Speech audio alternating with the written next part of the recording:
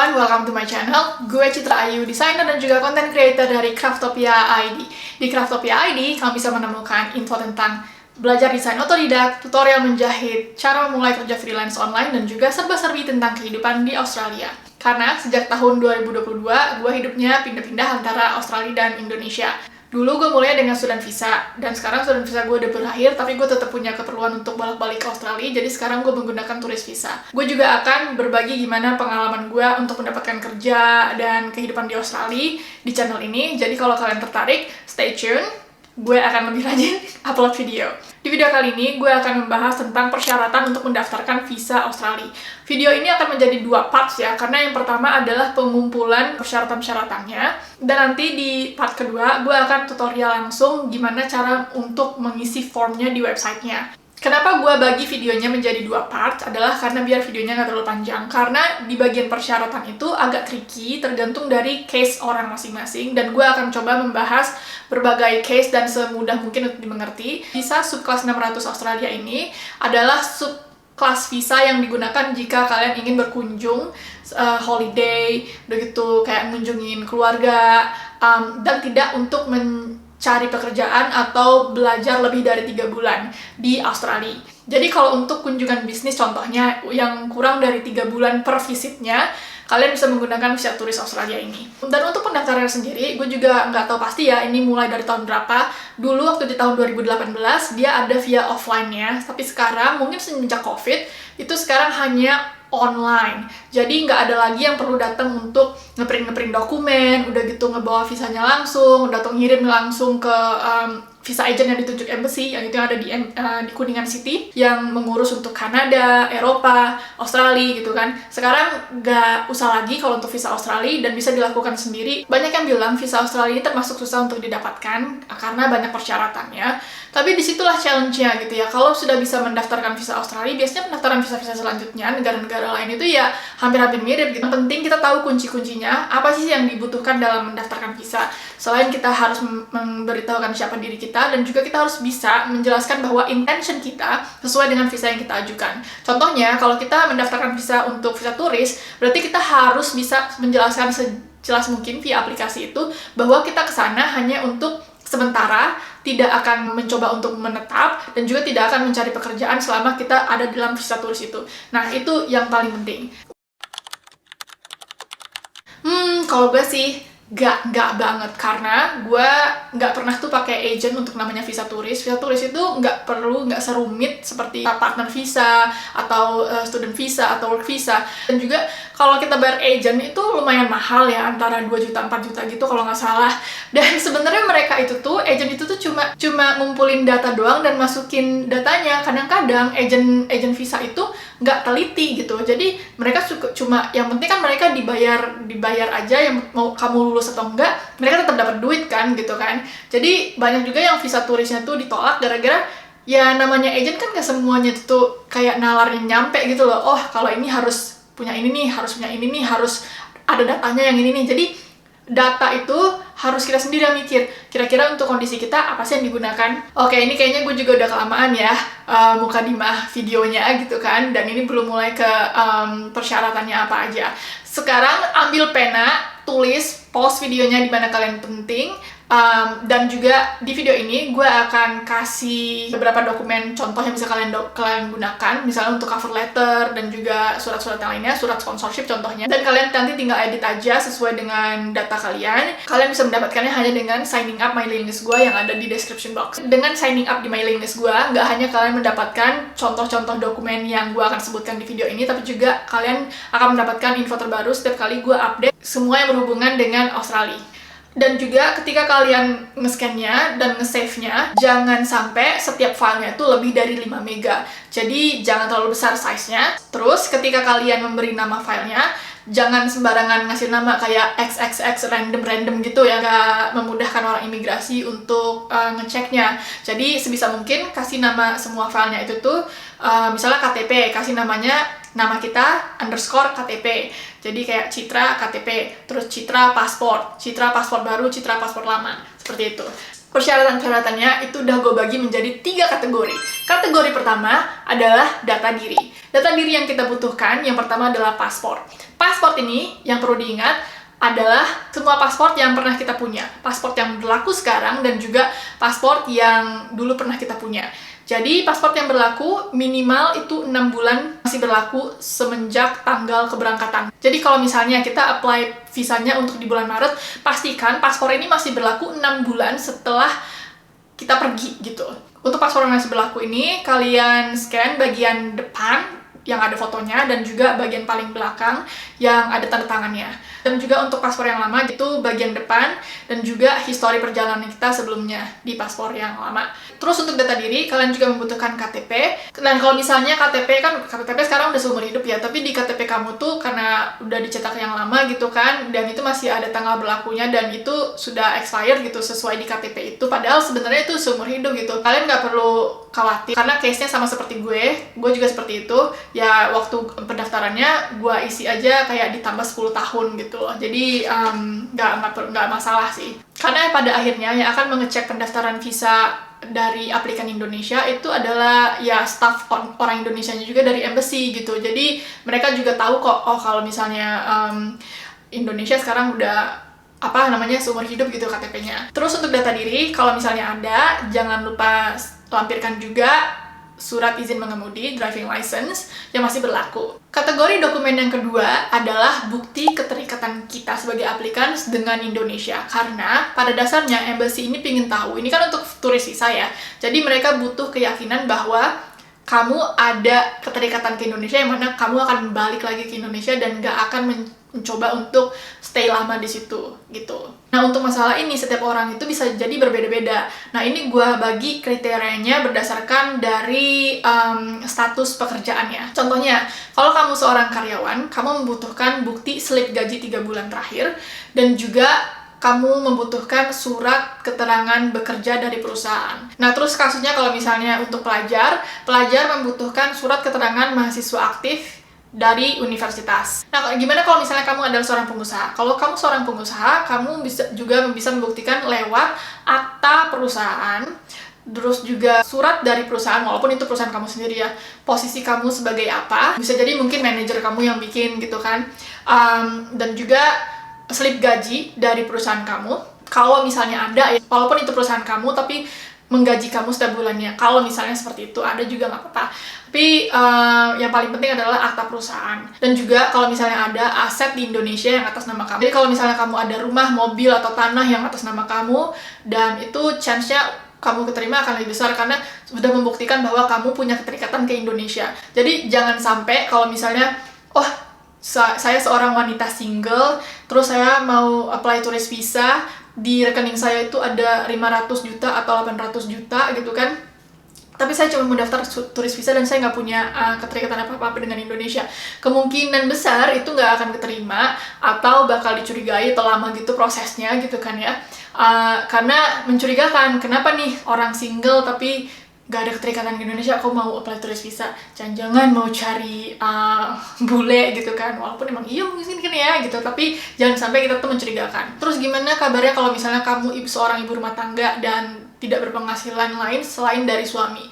Itu bisa juga kalian lampirkan surat nikah, bukti bahwa kalian ada keterikatan di Indonesia gitu kan, dan juga kartu keluarga yang mana ada nama kamu dan nama keluarga kamu, dan juga bagusnya juga sih kalau dilampirkan surat dari suami, keterangan bahwa istri saya akan pergi ke Australia dan akan kembali, saya selaku suaminya menjamin bahwa istri saya akan kembali ke Indonesia setelah pergi bla bla bla bla gitu kan ya, saya sebagai suaminya. Nah, kalau dengan adanya begini di surat itu juga dijelaskan kayak nama suami siapa, data diri, paspor, dan juga nomor KTP. Untuk contohnya bisa kalian download nanti di linknya yang ada di description box bersamaan dengan cover letter, sponsorship letter, dan juga surat keterangan dari suami. Lanjut, sekarang kita masuk ke kategori ketiga.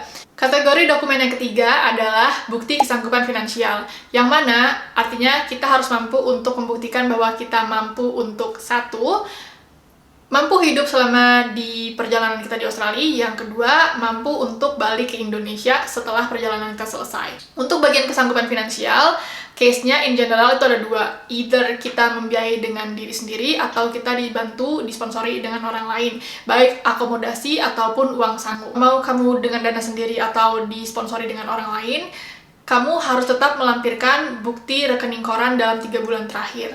Yang sering jadi pertanyaan adalah berapa banyak dana sih yang dibutuhkan untuk visa Australia. Sebenarnya nggak terlalu banyak. Rumus yang biasanya gue pakai untuk menentukan berapa banyak dana yang sebaiknya ada di rekening kita, yaitu sekitar $120 per hari. Jadi kalau misalnya kamu 8 hari perjalanan, dikali aja $120 dikali 8 hari perjalanan. Itu di luar akomodasi. Jadi akomodasi sudah harus ada, either kamu sudah booking atau kamu ada yang support akomodasi, misalnya ada yang undang kamu untuk tinggal di situ. Jadi sebenarnya nggak perlu banget kita harus punya banyak ratusan juta gitu, nggak perlu.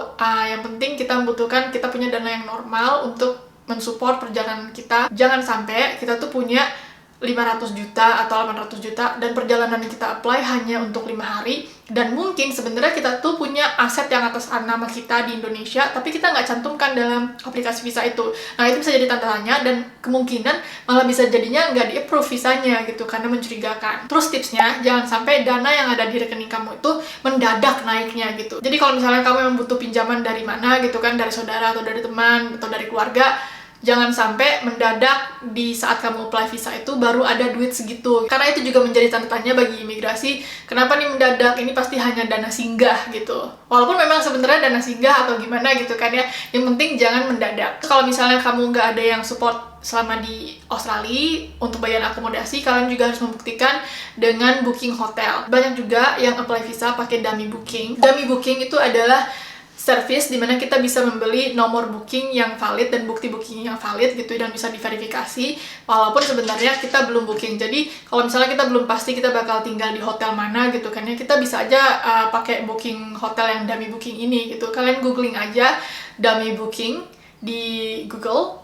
dan bakal keluar tuh beberapa situsnya. Itu sekitaran harganya $20. Tapi kalau misalnya kalian sudah pasti, ngapain pakai dummy booking lagi? Terus data yang kedua adalah itinerary. Jadi kalian bisa jelaskan, nggak harus secara detail, tapi bikin aja per harinya. Misalnya tanggal keberangkatan, tanggal segini itu adalah kedatangan, dan itu bakal ngapain aja di mana gitu kan.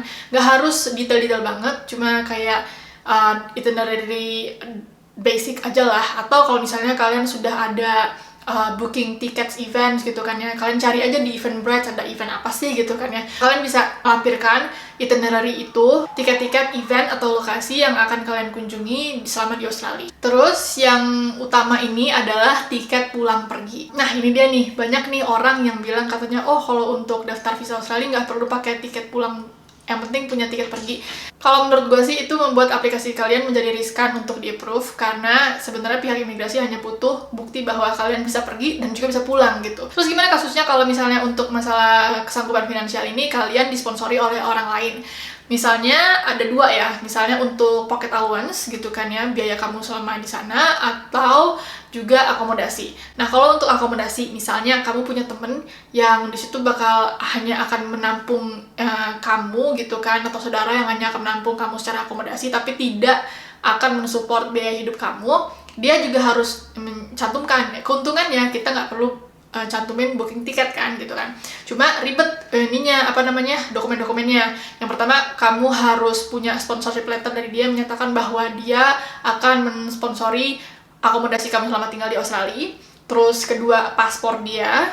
Terus itu bukti residensi dia, visanya apa, apakah dia di situ sebagai permanent resident atau dia sebagai pelajar, dan bukti pembayaran bill dia, misalnya pembayaran rent dia, bill listrik dan air. Terus itu juga rekening koran 3 bulan terakhir dia. Terus juga mencantumkan di sponsorship letternya itu hubungan dengan aplikan itu apa, hubungan dengan kamu itu apa, hanya teman atau saudara. Begitu juga dengan donor yang mensponsori kamu secara finansial untuk misalnya biaya hidup ya, misalnya kayak uang jajan gitu kan, misalnya biaya kamu disponsori oleh keluarga. Nah, sama juga si sponsor ini, kamu juga harus melengkapi data sponsor, yang mana adalah sponsorship letter, yang mana di sponsorship letternya itu dia menyebutkan bahwa dia dan data diri dia mensupport kamu dan data diri kamu, dan hubungannya dia dan kamu itu apa.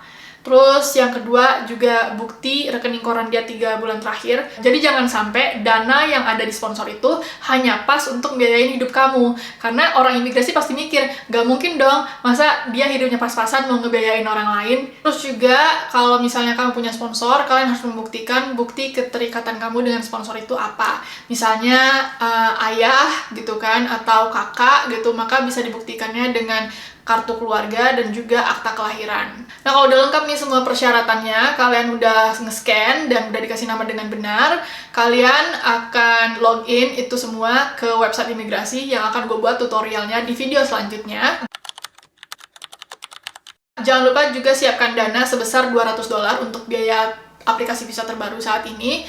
Nggak tahu kalau misalnya nanti bisa berubah rate-nya, dan itu kalau di rate ke Indonesia kan tergantung dari konversi dolar Australia ke Indonesia pada saat ya kamu apply visa ya. Dan untuk biaya pendaftarannya itu tuh bisa kalian bayarkan dengan 4 cara, either dengan CC atau debit card, juga bisa dengan BPay, tapi itu khusus untuk Bank Australia. Terus bisa dengan Union Pay dan juga bisa dengan PayPal.